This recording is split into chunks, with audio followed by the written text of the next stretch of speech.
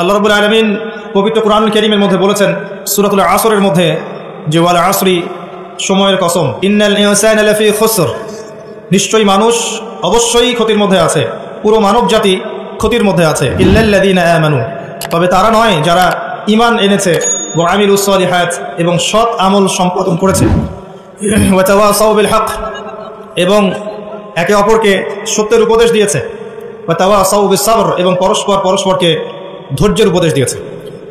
আল্লাহ রাব্বুল আলামিন যখন কোনো বিষয়ের কসম করেন বুঝে নিতে হবে সেই বিষয়টা অত্যন্ত গুরুত্বপূর্ণ। এটা বোঝার জন্য আপনার পিএইচডি করার কোনো দরকার নাই। আল্লাহ পাক নিছক অহেতুক কোনো বিষয়ের কসম কখনই করবেন না। আল কোরআনুল কারীমে আল্লাহ পাক অনেক বিষয়ের কসম করেছেন।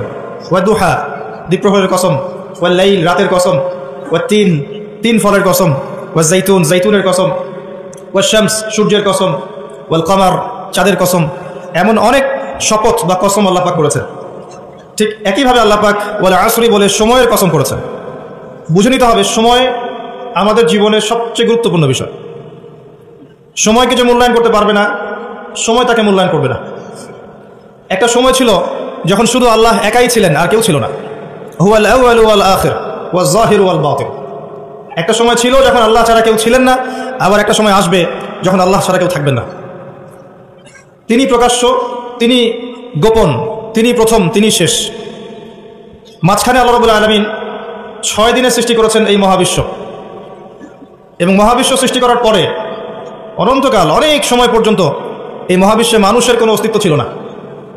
এখন মানুষের কর্মকাণ্ড দেখলে মনে হয় যে মানুষই সব। মানুষ বিশ্ব চালাচ্ছে, অর্থনীতি চালাচ্ছে, রাজনীতি চালাচ্ছে, সমাজনীতি চালাচ্ছে, পরিবার চালাচ্ছে, ধর্ম চালাচ্ছে, মানুষ সব কিছু করছে। মানে এখন ভাবখানা দেখলে মনে হয় যে মানুষ ছাড়া পৃথিবীতে কিছুই নাই, আমরাই সব, আর পৃথিবীটা আমাদেরই। আল্লাহ পাক যদিও বা এই পৃথিবীর সব কিছু আমাদের জন্যই সৃষ্টি করেছেন, কিন্তু এই মহাবিশ্বে একটা সময় ছিল যখন মানুষের কোনো অস্তিত্ব ছিল না। সূরা দাহরের 1 নম্বর আয়াত পড়ে দেখেন, আল্লাহ পাক বলেছেন হাল আতা আলাল ইনসান হিনু মিনাদ দাহরি লাম ইয়াকুন শাইআন মাযকুরা।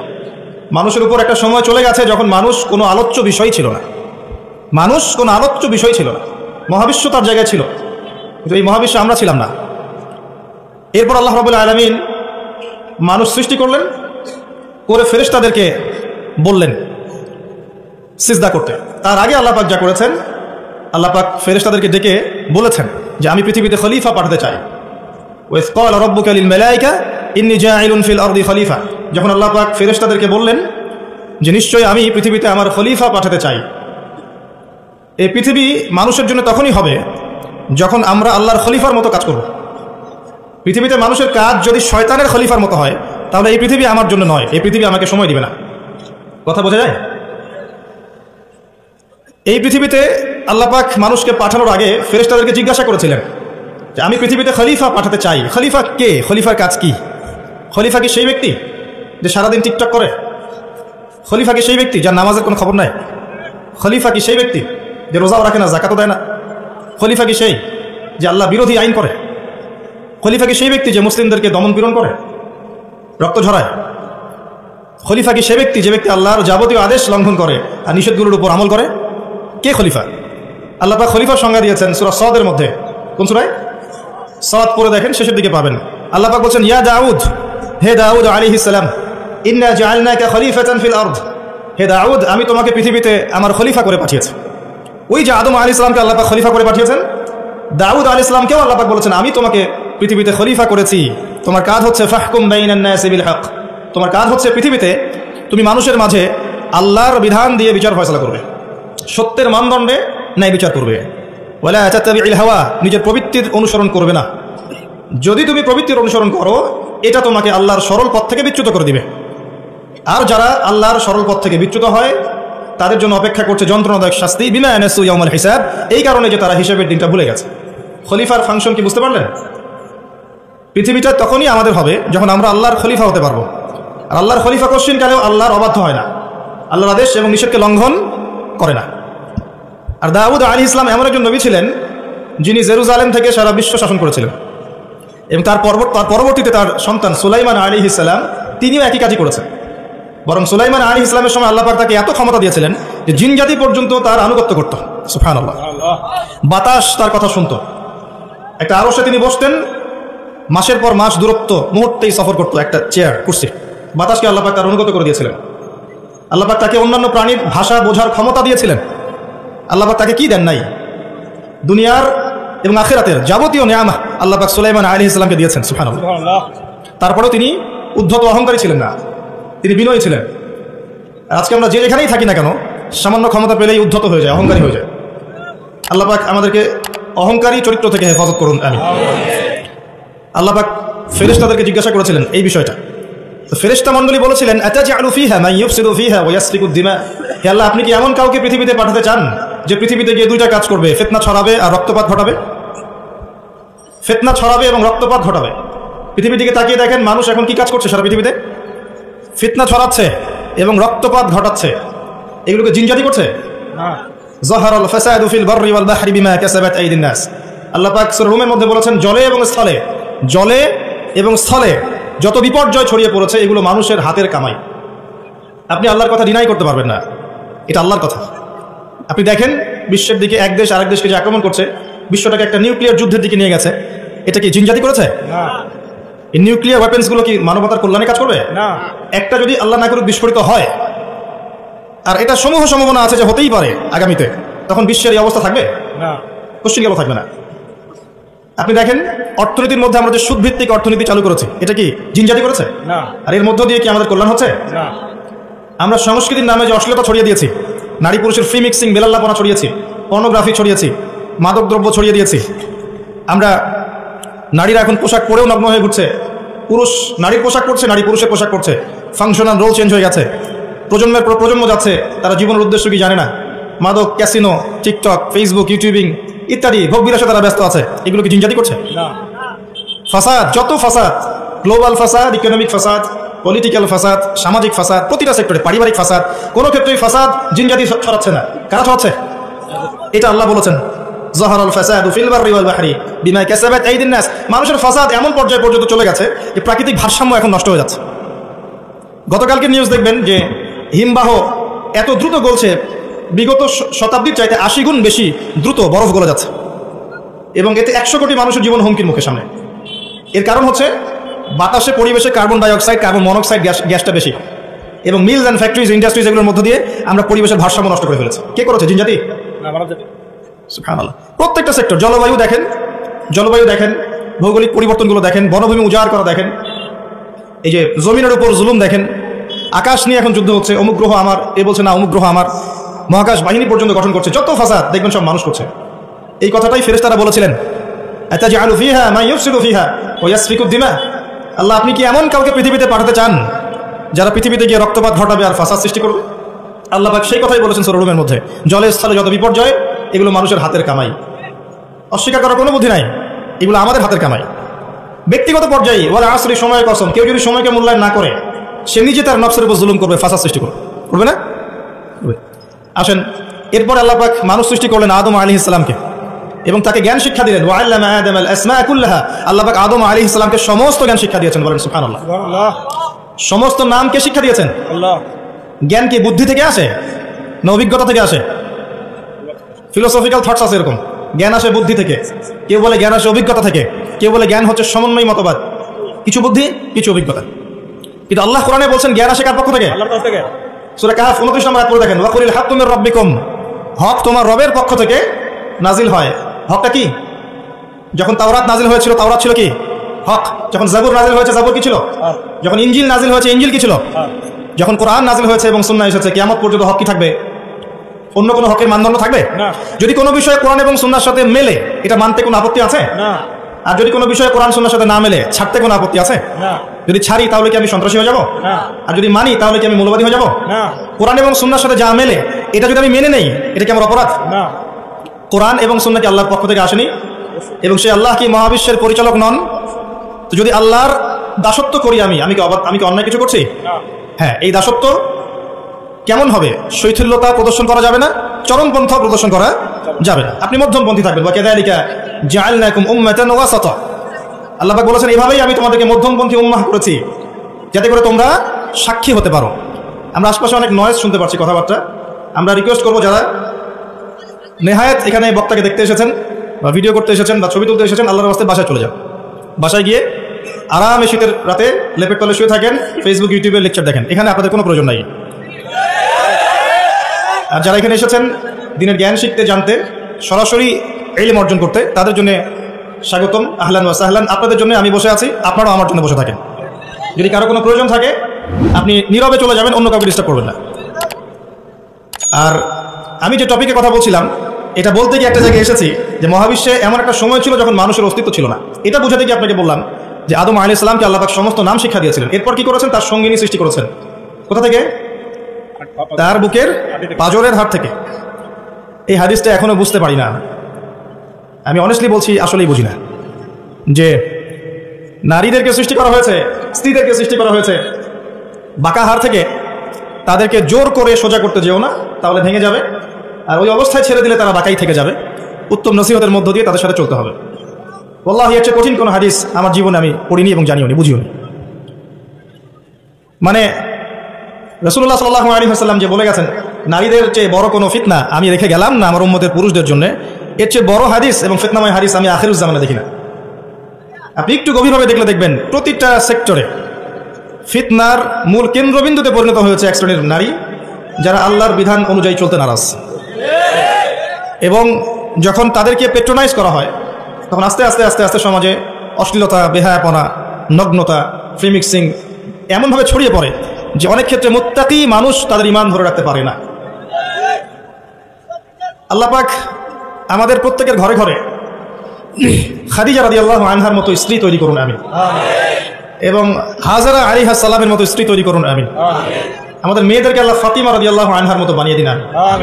আয়েশা রাদিয়াল্লাহু আনহার মতো বোন তৈরি করুন, আমিন। আমি যে দোয়াটা করলাম, এই দোয়াটা এত গুরুত্বপূর্ণ যেটার ফলশ্রুতিতে একটা সমাজের শৃঙ্খলা, ব্যালেন্স টিকে থাকে। কে খাদিজা রাদিয়াল্লাহু আনহা? রাসূলুল্লাহ সাল্লাল্লাহু আলাইহি ওয়াসাল্লামের সাথে যখন কেউ ছিল না, তখন একজন নারী, তার স্ত্রী তার সাথে ছিল, তার নাম খাদিজা রাদিয়াল্লাহু আনহা। সারা জীবন তিনি তার পাশে ছিলেন। এবং ওই যে গারে হেরায় যখন নবী সাল্লাল্লাহু আলাইহি ওয়াসাল্লাম আল্লাহকে ডাকতেন, গারে হেরা যারা দেখে এসেছেন, হজ করেছেন, একবার ওমরা করেছেন বা গিয়েছেন ওখানে, তারা জানেন যে এটা কত উঁচু। যুবক হয়েও আমরা সেখানে চড়তে হিমশিম খেয়ে যাব। খাদিজা রাদিয়াল্লাহু আনহা সেখানে খাবার পৌঁছে দিতেন, পানি পৌঁছে দিতেন। তার সম্পত্তি, তার সম্মান, তার মর্যাদা, তার ব্যাংক ব্যালেন্স, প্রতিপত্তি সব কিছু তিনি মুহাম্মদ সাল্লাল্লাহু আলাইহি ওয়াসাল্লাম এবং তার দ্বীনের জন্য উৎসর্গ করে দিয়েছেন। খুব কম মানুষকে জিবরাইল আলাইহিস সালাম সালাম জানিয়েছেন, তার মধ্যে একজন হচ্ছেন খাদিজা রাদিয়াল্লাহু আনহা। নবী করিম সাল্লাল্লাহু আলাইহি ওয়াসাল্লামকে তিনি বলছেন, ইয়া রাসূলুল্লাহ, ওই যে খাদিজা আসছেন, তিনি যখন আসবেন তখন তাকে আমার পক্ষ থেকে সালাম জানাবেন এবং তাকে বলবেন, আল্লাহ আপনার জন্য জান্নাতে এমন একটা ঘর নির্মাণ করেছেন যে ঘরের মধ্যে কোনো কোলাহল নাই, কোনো চিল্লাচিল্লি হইচই কিছু নাই, সুকুন এবং শান্তি। তো কোথায় সেই যুগ, যে যুগে প্রত্যেক ঘরে ঘরে খাদিজা রাদিয়াল্লাহু আনহা থাকতেন? কে হাজরা আলাইহিস সালাম? ইব্রাহিম আলাইহিস সালাম তার দুই স্ত্রী সারাহ এবং হাজরা। হাজরা আলাইহিস সালাম এবং ইসমাঈল আলাইহিস সালামকে তিনি রেখে যাচ্ছেন আল্লাহর আদেশে জনমানব শূন্য একটা জায়গায়, এবং তাদের সাথে আছে কিছু খাবার এবং কিছু পানি, রেখে তিনি চলে যাচ্ছেন সেখান থেকে। আর হাজরা আলাইহিস সালাম বলছেন যে, ইয়া ইব্রাহিম আইনা তাযহাব, ইব্রাহিম আপনি কোথায় যাচ্ছেন? ইব্রাহিম আপনি কোথায় যাচ্ছেন? ইব্রাহিম আলাইহিস সালাম নিশ্চুপ, কোনো কথা বলতে পারছেন না, কষ্টে বুকটা ছিঁড়ে যাচ্ছে। ছোট্ট একটা বাচ্চা এবং স্ত্রীকে রেখে যাচ্ছেন জনমানব শূন্য জায়গায়। তখন হাজরা আলাইহিস সালাম বলছেন, আপনি কি আমাদেরকে আল্লাহর আদেশে ছেড়ে যাচ্ছেন ইব্রাহিম? আপনি কি আমাদেরকে আল্লাহর আদেশে এখানে ছেড়ে যাচ্ছেন ইব্রাহিম? ইব্রাহিম আলাইহিস সালাম খালি মাথা নাড়ছেন, না, হ্যাঁ, আল্লাহর আদেশে ছেড়ে যাচ্ছে। তখন হাজরা আলাইহিস সালাম বলছেন, তাহলে আল্লাহ আমাদেরকে কখনো অপদস্থ করবেন না ইনশাআল্লাহ।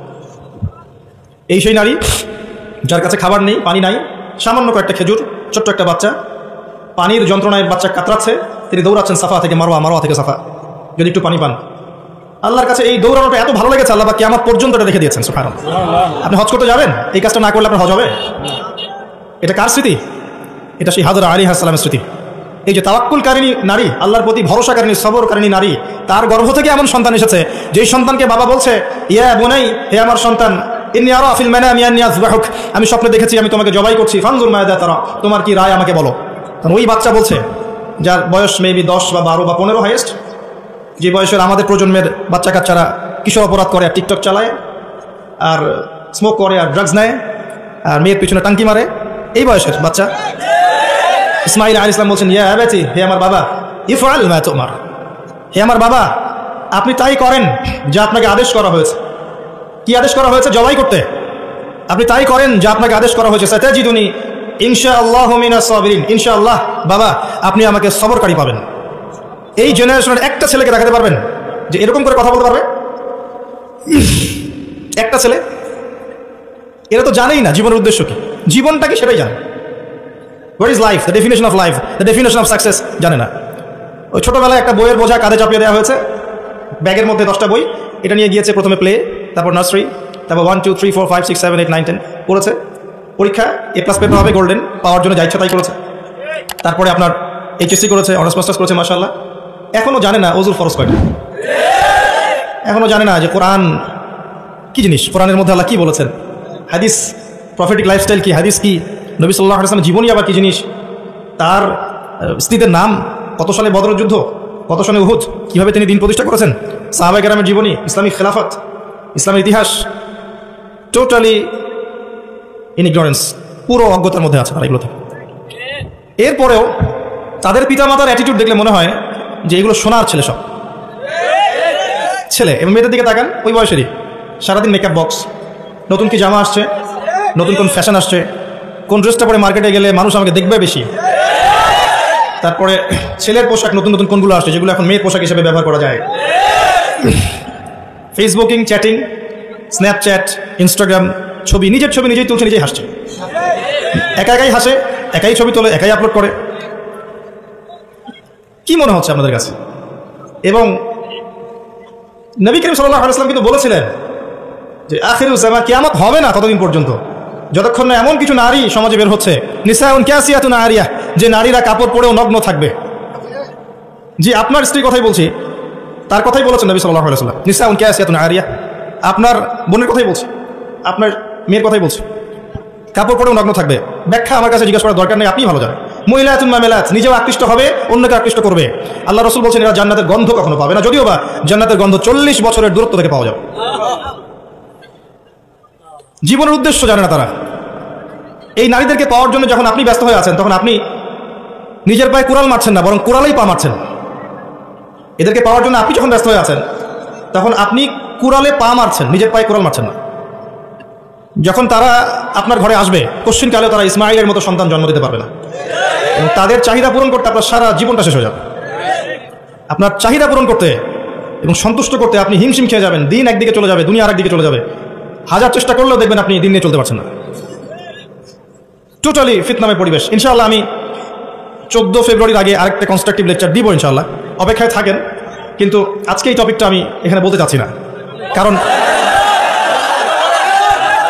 আমার মূল টপিকটা থেকে আমি সরে যাবো। যতটুকু বলার বলছি, কিন্তু পুরো ডিটেলস আমি বিষয় আজকে বলতে পারবো না, সময় পাবো না। এতটুকু শোনেন, যে বয়সে ইসমাইল আলাইহিস সালাম এই কথাটা বলেছেন, এই বয়সের জেনারেশন আমাদের দেশে কি করছে দেখে নেন, বিশ্বে কি করছে দেখে নেন। হ্যাঁ, এতটুকু বলি, আপনি এই বয়সে যাই করছেন, ইসরায়েলের ইহুদির সন্তানরা ওই বয়সে তাই করছে না। জি, তারা আপনার আমার মতো কাজ করছে না। ওরা জানে ওদের উদ্দেশ্য কি, ওরা আমাদেরকে আমাদের উদ্দেশ্য থেকে সরিয়ে দিয়েছে, ওরা জানে ওদের উদ্দেশ্য কি। ওরা চায় বিশ্ব শাসন করতে, এবং তারা সেটা করে দেখাচ্ছে। আর আমরা তো জানি না যে আমরা একটা সিংহের জাতি, বীরের জাতি, সারা বিশ্ব আমরা দাপিয়ে বেরিয়েছি এক সময়, শতাব্দীর পর শতাব্দী। এটা আমাদের যুব সমাজ জানি না।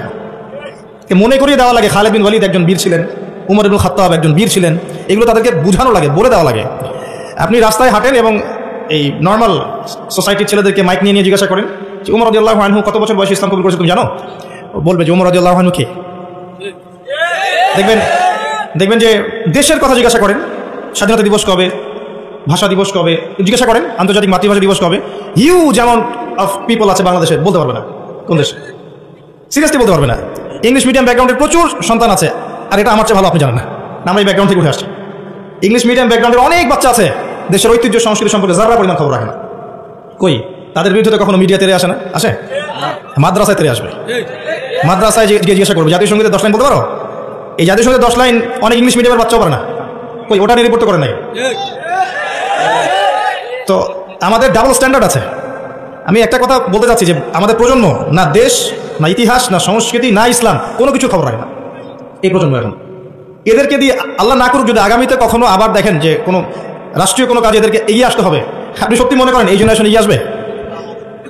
কখনো আসবে না। এরা কি 1971 সালে আমাদের বাপদাদাদের মতো সাহসী, তাদের মতো ফিজিক্যালি স্ট্রং, মেন্টালি স্ট্রং, জীবন উদ্দেশ্য সম্পর্কে সচেতন? কখনো না। হানাদার বাহিনীর আক্রমণে যেভাবে বীর বিক্রমে যুদ্ধ করেছিলেন আমাদের বাপদাদারা, এখনকার জেনারেশন এটা করতে পারবে মনে করছেন? তো গাঁজা খেতে খেতেই শেষ, ইয়াবা পেন্সিডিল এগুলো খেতেই শেষ। একটা টিকটক ভিডিওর জন্য প্রতিবন্ধী হয়ে যাচ্ছে। মানে কি করছে মাথায় ঢোকে না, কি করছে, মানে কি পায় এগুলোতে আল্লাহ ভালো জানেন।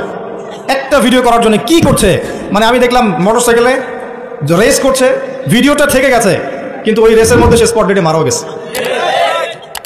এমন এমন অ্যাঙ্গেল থেকে ভিডিও করতে চাচ্ছে যেখান থেকে পড়ে মারা যাচ্ছে।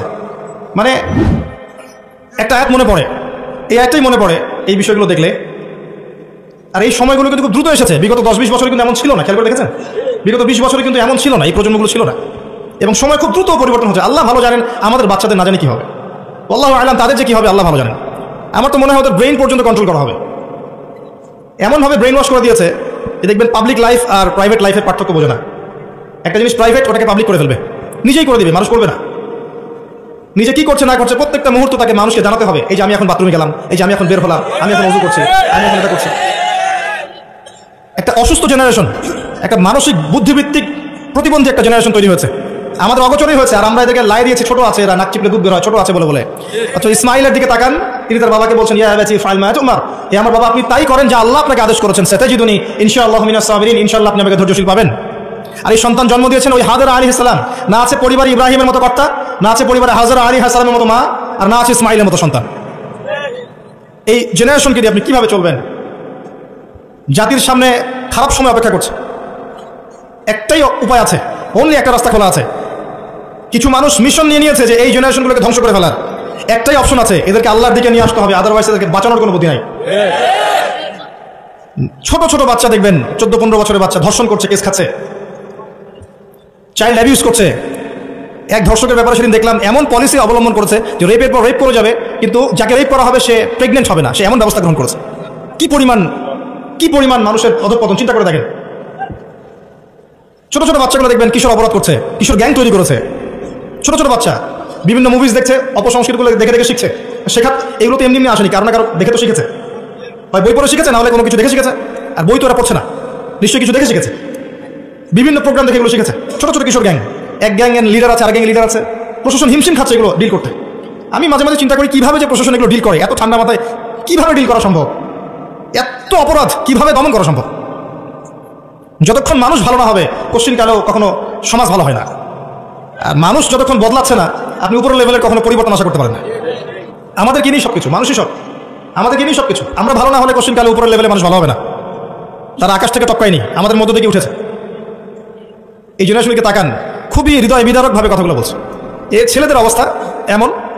আরও কিছু গেমস আছে, অনলাইন গেমস দেখবেন, বিভিন্ন গেমস, মুভিজ, কালচার্স, এগুলোতে এত এডিক্টেড, মানে 5 বার মুয়াজ্জিন ডাকছে হাইয়া আলা সালাহ, কানেই যায় না।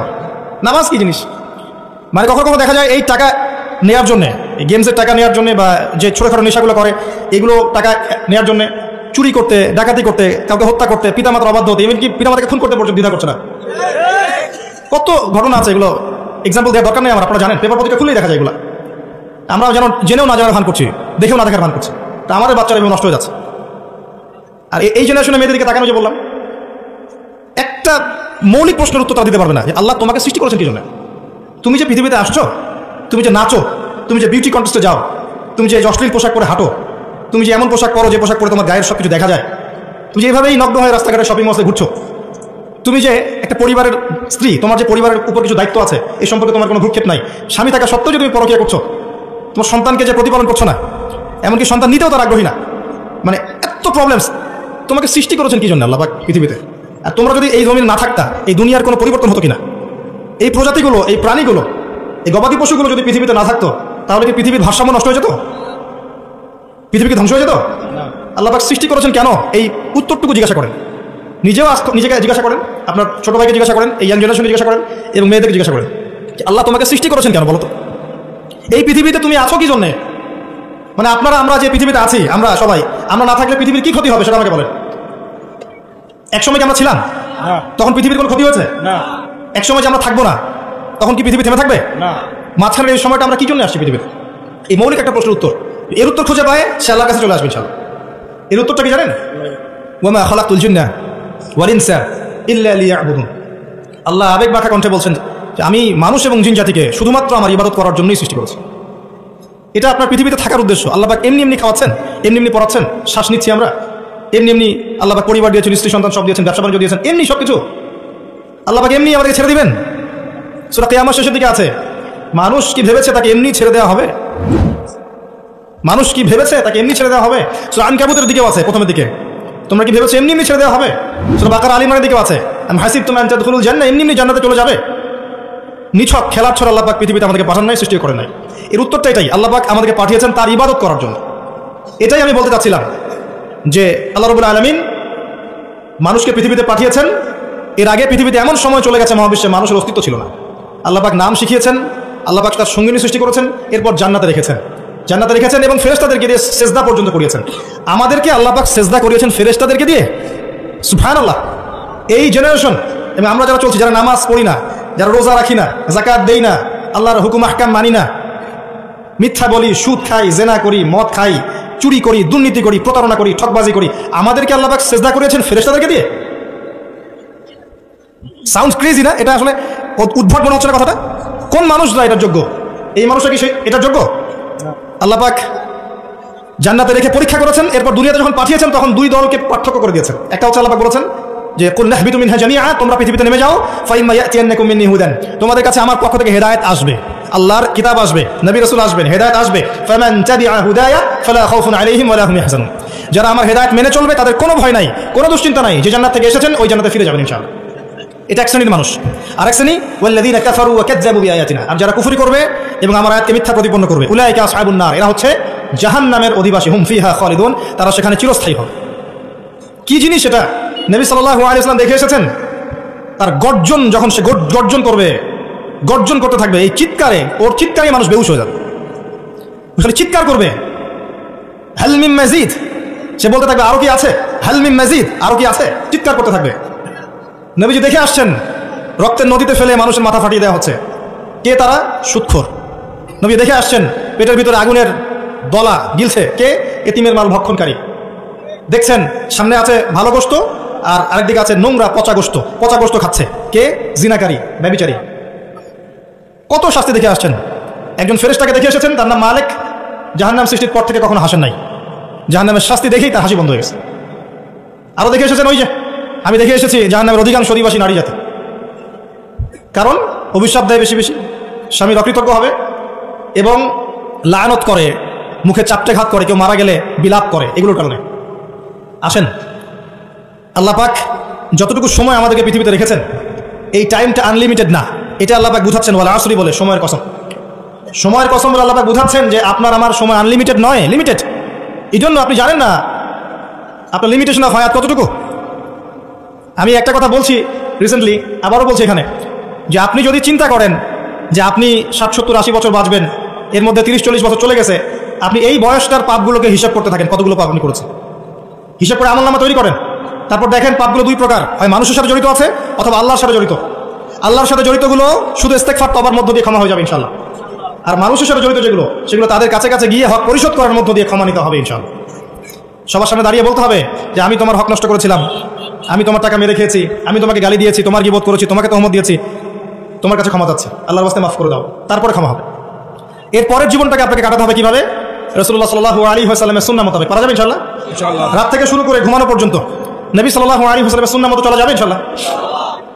একমাত্র ব্যক্তি যিনি আপনার জন্য হাউজে কাউসারে দাঁড়িয়ে থাকবেন, যিনি আপনার জন্য সুপারিশ করবেন এবং কবিরা গুনাহগার ব্যক্তিদেরকে সুপারিশ করে জান্নাতে নিয়ে যাবেন ইনশাআল্লাহ তাআলা, একমাত্র ব্যক্তি, আপনার রোল মডেল, আপনার আদর্শ মুহাম্মদুর রাসূলুল্লাহ সাল্লাল্লাহু আলাইহি ওয়াসাল্লাম। আর কেউ নাই, আল্লাহ ছাড়া কেউ নাই, মুহাম্মদ সাল্লাল্লাহু আলাইহি ওয়াসাল্লাম ছাড়া কোনো তরিকা নাই, আল্লাহর কিতাব ছাড়া কোনো হিদায়াতের উৎস নাই। সিম্পল, আপনাকে আল্লাহ পাক সহজ করে দিয়েছেন। এর বাইরে যাবেন, এক চুল যাবেন, এক চুলের ফলাফল ভোগ করতে হবে। এর বাইরে 1 বিঘত যাবেন, 1 বিঘতের ফলাফল ভোগ করতে হবে। এর বাইরে যোজন যোজন দূর যাবেন, ওই ফলাফল ভোগ করতে হবে ইনশাআল্লাহ। আল্লাহ পাক আমাদেরকে বোঝার তৌফিক দান করুন।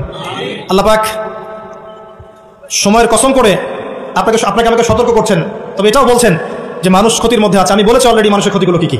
ইহকালীন জীবনে মানুষ ক্ষতির মধ্যে আছে, পরকালের জীবনেও মানুষের জন্য ক্ষতি অপেক্ষা করছে। আল্লাহ পাক মানুষের ক্ষতি সম্পর্কে একটা আয়াতই যথেষ্ট, যেটা তিনি বলেছেন সূরা আরাফ 179 নম্বর আয়াত। আল্লাহ পাক বলেছেন ওয়ালাকাদ যারানা লিজাহান্নামা কাসীরাম মিনাল জিন্নি ওয়াল ইনস। বিশেষ করছি, অল্প সময় বসেন। আল্লাহ পাক বলছেন আমি প্রচুর জিন আর মানুষকে দিয়ে জাহান্নাম পূর্ণ করব। কথাটা কি কানে ঢুকলো আপনাদের? মানুষ এবং জিনকে দিয়ে আল্লাহ পাক জাহান্নাম পূর্ণ করবেন, মানে আমি আপনি জাহান্নামে যাচ্ছি, নাউযুবিল্লাহ। মানুষের জিনই যাবে, গরু ছাগল গবাদি পশু যাবে না, আমরাই যাবো, আমাদের জন্যই জাহান্নাম অথবা আমাদের জন্যই জান্নাত। কারা তারা? লাহুম কুলুবুন লা ইয়াফকাহুনা বিহা, হৃদয়ে ছিল উপলব্ধি করতো না, হৃদয়ে ছিল উপলব্ধি করতো না, কারণ এটা জাহান্নামে যাওয়ার। ওয়ালাহুম আ'য়ুনুন লা ইউবসিরুনা বিহা, চোখ দিয়েছিলাম দেখেনি। ওয়ালাহুম আযানুন লা ইয়াসমাউনা বিহা, কান দিয়েছিলাম শোনে নাই। উলাইকা কাল আনআম, এই শ্রেণীর মানুষকে আল্লাহ পাক বলছেন এটা গবাদি পশু, দে আর জাস্ট লাইক ক্যাটলস, বাল হুম আদাল, বরং তার চেয়েও তারা নিকৃষ্ট। উলাইকা হুমুল গাফিলুন, তারা হচ্ছে গাফিল সম্প্রদায়। আমরা দোয়া করি আল্লাহর কাছে আল্লাহ পাক যেন আমাদেরকে এদের অন্তর্ভুক্ত না করেন। আমিন। গবাদি পশু না হতে হলে কি হতে হবে? মানুষ হতে হবে। আর মানুষ সেই যে ব্যক্তি আল্লাহর খলিফা, আল্লাহর খলিফা সেই যার জন্য এই পৃথিবী, আর আল্লাহর বিধান যারা মেনে চলছে তাদের জন্যই এই পৃথিবী। আল্লাহ পাক তো বোঝার তৌফিক দান করুন। আমিন। চারটা কাজের কথা আল্লাহ পাক বলেছেন, শেষ করছি এখানে। চারটা কাজ, অনলি চারটা, যে চারটা কাজ যদি মানুষ করতে পারে ইনশাআল্লাহ আযজা ওয়া জাল্লা হাসতে হাসতে জান্নাতে চলে যাবে ইনশাআল্লাহ। এখানে আমভাবে মানুষের জন্য চারটা কাজের কথা বলা হয়েছে, আবার মহিলাদের জন্য আলাদা করে চারটা কাজের কথা বলা হয়েছে। এখানে কি মহিলারা আছে? আচ্ছা, মহিলাদেরটাকে বলে শেষ করি। তাদেরকে চারটা কাজ করতে বলা হয়েছে। বলা হয়েছে এই চারটা কাজ তারা যদি করে জান্নাতের যে কোনো দরজা দিয়ে প্রবেশ করতে পারবে ইনশাআল্লাহ। আর বলে রাখি, জাহান্নামের বেশিরভাগ অধিবাসী হবে নারী জাতি, তার মানে এই চারটা কাজ বেশিরভাগ মেয়ে করতে পারবে না। সিম্পল। 1 নাম্বার, 5 ওয়াক্ত সালাত। ওয়াক্ত হয়ে গেলেই তারা সালাত পড়বে। সালাত তো এখন অনেক মাদ্রাসা মেয়েও পড়ে না, জানেন? হ্যাঁ, অনেক সময় দেখা যায় মানে কালচারাইজড হয়ে পড়ছে, কিন্তু মাদ্রাসা থেকে বের হয়ে গেছে, নামাজ ছেড়ে দিয়েছে। একটা চাপের মধ্যে ছিল, নামাজ পড়তো, ছেড়ে দিয়েছে, নামাজ শেষ। নামাজ 5 ওয়াক্তের কথা বলা আছে। আবার অনেক সময় দেখা যায় অনেক মহিলা বা মেয়ে যারা বিপথে ছিল, তওবা করে ইসলামের দিকে এসেছে, এরা দেখবেন মাশাআল্লাহ অনেক কঠিন পর্দা করছে, নামাজ পড়ছে, এমন আছে। তারপরে রাসূল সাল্লাল্লাহু আলাইহি ওয়াসাল্লাম বলেছেন রমজান মাসে সওম, রমজান মাসে রোজা রাখতে হবে, দ্বিতীয় কাজ। 3 নাম্বার, লজ্জাস্থানের হেফাজত, মানে খাস পর্দা। আর মেয়েদের পুরো দেহই লজ্জাস্থান, মেয়েদের পুরো দেহটাই কি? লজ্জাস্থান। আর 4 নাম্বার, স্বামীর আনুগত্য করা। স্বামীর, এটা তো মঙ্গল গ্রহের কথা, এই কথার তো বাস্তবায়ন থাকতে পারে না এই সমাজে, সম্ভব? আল্লাহু আ'লাম। আল্লাহ পাক নারীদেরকে বুঝদান করুন। স্বামীর আনুগত্য, আনুগত্য করা মনে করে দাসত্ব। আমি আনুগত্য করতে যাবো কেন? এটা দাসত্বের ব্যাপার। আমি কখনো দাসত্ব করতে রাজি নই, বরং আমরা সমান। আমরা কি সমান? আল্লাহ পাক দিয়েছেন অগ্রাধিকার, সে চায় সম অধিকার। আল্লাহ দিয়েছেন অগ্রাধিকার, মানে পুরুষের চেয়ে নারীর অধিকারটা আল্লাহ বেশি দিয়েছেন কোরআন এবং হাদিসে। আর ওকে শিখিয়ে দেওয়া হয়েছে যে তুমি সমান অধিকারের আন্দোলন করো, তাই করছে। তো তারপরেও দিন শেষে গিয়ে দেখবেন যা লাউ তাই কদুই আছে। আসলে আদতে কোনো পরিবর্তন হয়নি প্রেক্ষাপটের, শুধু ফাসাদ ছড়িয়েছে, জেনা বেড়েছে, ধর্ষণ বেড়েছে, পরকীয়া বেড়েছে, সামাজিক কাঠামো ভেঙে গেছে, এবং ডে বাই ডে হতেই আছে। রাত এখন আর রাত নাই, রাত দিন হয়ে গেছে। আবার দিনও এখন দিন নাই, দিন আবার রাতের পোশাক করছে। আর রাত যখন রাত থাকে না, দিন যখন দিন থাকে না, তখন দিন কি করে? দিন আর রাতের কাছে গিয়ে সুখ পায় না, দিন দিনের কাছে যায়। এই জন্য সমকামিতা বাড়ছে। কথা বোঝা যায়? এই জন্য সমকামিতা বাড়ছে। আর মাশাআল্লাহ রাতও এখন রাতের সাথে থাকতে চায়। সেও বলে যে পুরুষের সাথে বিয়ে করার দরকার নেই, আমার নারীর সাথে বিয়ে করব, লিভ টুগেদার। এবং বিভিন্ন দেশে এটাকে আবার বৈধতা দেওয়া হয়েছে। হ্যাঁ, কোন বিশ্বে থাকেন, বিশ্বের খবর নেন, তখন আপনি চিন্তা করবেন যে আমি যদি আসহাবুল কাহাফের মতো চলে যেতে পারতাম খুব ভালো হতো। আপনি যদি প্রেক্ষাপট সত্যি বুঝতে পারেন, তখন মনটা চাবে যদি কেউ আমাকে পাহাড়ের কোনায় একটু জায়গা দিত, আর 2 বেলা খাবারের ব্যবস্থা আমার থাকতো, আমার সাথে আর অল্প কিছু মানুষ থাকতো, আমরা টোটালি সমাজ থেকে আলাদা, ওখানে আমরা চাষবাস করছি, খাচ্ছি যাচ্ছি, 5 ওয়াক্ত আজান হচ্ছে, নামাজ হচ্ছে, শান্তি শৃঙ্খলার সাথে এখানে বসবাস করছি, ওখানে মারা যাচ্ছি, এই ফিতনার মধ্যে আসছি না। মনে হতো এটি অনেক ভালো, হাজার গুণে দরকার নাই আমার সিভিলাইজড হওয়ার। এই হাদিসটা নবী সাল্লাল্লাহু আলাইহি ওয়াসাল্লাম বলেছেন। কিন্তু আখির জামানে এমন একটা ফিতনা সময় আসবে যখন মুমিনের জন্য কিছু সম্পদ হবে, শ্রেষ্ঠ সম্পদ হবে, কিছু গবাদি পশু, কিছু গরু, কিছু ছাগল, যেগুলো নিয়ে সে পাহাড়ি এলাকায় চলে যাবে, সেখানে একা একা থাকা শুরু করবে, সে তার দিন নিয়ে পালিয়ে যাবে ফিতনা থেকে। এগুলো হাদিসেও আছে। আসহাবুল কাহফ এটাই বলছিলেন। যাই হোক, তবে শুরুতে এটা করতে যাওয়া বুদ্ধিমানের কাজ না, কারণ আগে আপনাকে ঈমান লালন করতে হবে, ঈমানের দাওয়াত দিতে হবে, প্রচার প্রসার করতে হবে, বিপদ আপদ বালা মুসিবত আসলে সবর করতে হবে, পরিস্থিতি পরিবর্তনের চেষ্টা করতে হবে। দেন যদি দেখেন যে কোনোভাবেই কোনো কাজ হচ্ছে না, আস্তে আস্তে করে ফিতনা থেকে ডিসকানেক্টেড হয়ে যায়। আমর ইবনে আস রাদিয়াল্লাহু আনহু বলছেন, ইয়া রাসূলুল্লাহ, ফিতনার সময় কিভাবে চলবো? নবী সাল্লাল্লাহু আলাইহি ওয়াসাল্লাম বলছেন, কম কথা বলবা, কথা একদম কম বলবা। তারপর কি করবো ইয়া রাসূলুল্লাহ? ঘরে থাকবা, প্রয়োজনে বেরিয়ে হবে না বাইরে, ঘরে থাকবা, দরজা লাগিয়ে দিয়ে, বিনা প্রয়োজনে বেরিয়ে হবে না বাইরে। আর কি ইয়া রাসূলুল্লাহ? বেশি বেশি তোমার গুনাহের জন্য কান্নাকাটি করবা, ইনশাআল্লাহ তুমি সফল হয়ে যাও। কিছু অপশন নাই আপনার সামনে এখন। আসেন, 4টা কাজ করতে বলেছেন, নারীদের 4টা কাজ বললাম, নামাজ, 5 ওয়াক্ত, সওম, একটা কি বললাম? লজ্জাস্থানের হেফাজত, খাস পর্দা, এবং 4 নম্বর হচ্ছে স্বামীর আনুগত্য। আর খাস পর্দা বলতে আমি ডিজিটাল বোরখা বুঝাইনি। এমন বোরখা পরে যদি গায়ে রঙ্গ প্রত্যঙ্গ পরা যায়, বোঝা যায়, বোরখা পরেও যদি গায়ে রঙ্গ প্রত্যঙ্গ বোঝা যায়, কাঠামো বোঝা যায়, ওই বোরখাটা আগে পুড়িয়ে ফেলবেন। আচ্ছা, এরপর সবার জন্য 4টা কাজ আল্লাহ পাক বলেছেন। ঈমান, 1 নম্বর কি? ঈমান। 2 নম্বর আমলে সালেহ। 3 নম্বর হকের দাওয়াত। 4 নম্বর সবর। ঈমান 6 পিলার। কয় পিলার? আল্লাহ বিশ্বাস, তারপরে বলেন ফেরেশতাগণে বিশ্বাস, নবী রাসূলগণে বিশ্বাস, আসমানি কিতাবসমূহে বিশ্বাস, পরকালে বিশ্বাস, তাকদীরের ভালো মন্দে বিশ্বাস। 6টা। আমানতু বিল্লাহ ওয়া মালাইকাতিহি ওয়া কুতুবিহি ওয়া রুসুলিহি ওয়াল ইয়াউমিল আখির ওয়াল কদরি খাইরিহি ওয়া শাররিহি। এই 6টাকে 3টা কাজ করতে হবে। 1 নাম্বার তাসদীক বিল জিনান, হৃদয় থেকে বিশ্বাস করা। ইকরার বিল লিসান, আপনাকে মৌখিক স্বীকৃতি প্রদান করতে হবে। আর 3 নাম্বার হচ্ছে আমাল বিল আরকান, কাজে বাস্তবায়ন করতে হবে। এই 3টা কাজ। এই ঈমান লালন করার পরে আমলে সালেহ। আমলে সালেহ কি? এক কথায় উত্তর, আল্লাহ পাক কোরআনে যা করতে বলেছেন করলে আমলে সালেহ। বোঝা যায়? আল্লাহ পাক কোরআনে যা করতে বলেছেন করার নাম কি?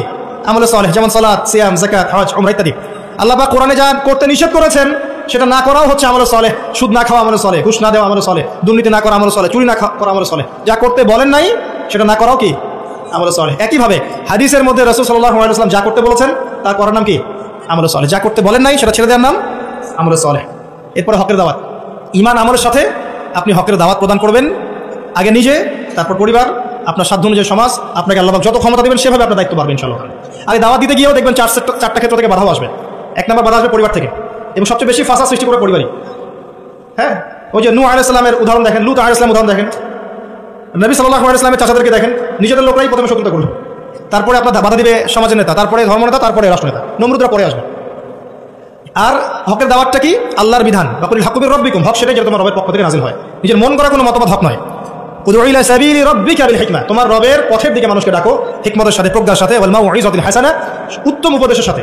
এখানে শৈথিলতা প্রদর্শন করা যাবে না, চরমপন্থা প্রদর্শন করা যাবে না, একটা শান্তি শৃঙ্খলা স্থিতিশীল রাষ্ট্রের মধ্যে অরাজকতা সৃষ্টি করা যাবে না।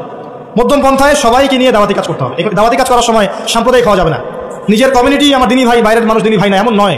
সবাই আমরা একটা বডির অন্তর্ভুক্ত এবং সবাই আমরা মুসলিম, এটাই আমাদের মৌলিক পরিচয়। আল্লাহ পাক বোঝার তৌফিক দান করুন, আমিন। এবং সবর, যখন হকের দাওয়াত দিতে মাঠে নামবেন তখন সবরের প্রশ্ন উঠবে। যদি দাওয়াত দিয়ে আপনার উপরে কোনো বিপদ আপদ বালা মুসিবত না আসে, তাহলে বুঝে নেবেন যে সেটা এমন দাওয়াত যেটা হচ্ছে প্রোটেস্ট্যান্ট ভার্সন অফ ইসলাম। মানে যে ইসলাম ফলো করলে ইসলামের ওই যে দুশ্মনদের কোনো সমস্যা নেই, সেই ইসলাম ফলো করছেন আপনি। এখানে সবর তখনই আসবে যখন আপনি হকের উপর থাকবেন। এবং এখানে ধৈর্য ধরার নাম এটা নয় যে পরিস্থিতি পরিবর্তনের জন্য অপেক্ষা করে হাত গুড়িয়ে বসে থাকেন, এটা নয়। আপনার সাধ্য অনুযায়ী আপনি দাওয়াতি কাজ করবেন, পরিবর্তনের চেষ্টা করবেন, নিজে পরিবর্তন হওয়ার চেষ্টা করবো ইনশাআল্লাহ, পরিবারকে চেষ্টা করবো, আমার সাধ্য মতো আমার ক্ষেত্রে আমি দাওয়াতি কাজ করবো। দাওয়াতি কাজ করার সময় আমি সবার প্রতি সহানুভূতিশীল থাকবো এবং নরম থাকবো, কারোর প্রতি কঠোর, কর্কশ, রূঢ় এবং ইসলামের নামে কোনো আজে বাজে মতবাদ, উগ্র কোনো মতবাদ, চরমপন্থী কোনো মতবাদ ছড়াবো না। ইসলাম শান্তির ধর্ম, শান্তি প্রতিষ্ঠা হবে ইসলাম দ্বারাই। ইসলামের শান্তি দেখে অমুসলিমরা দেখবেন ইসলামের পথে চলে আসছে ইনশাআল্লাহ। আল্লাহ পাক আমাদের সবাইকে বিষয়গুলো বোঝার তৌফিক দান করুন।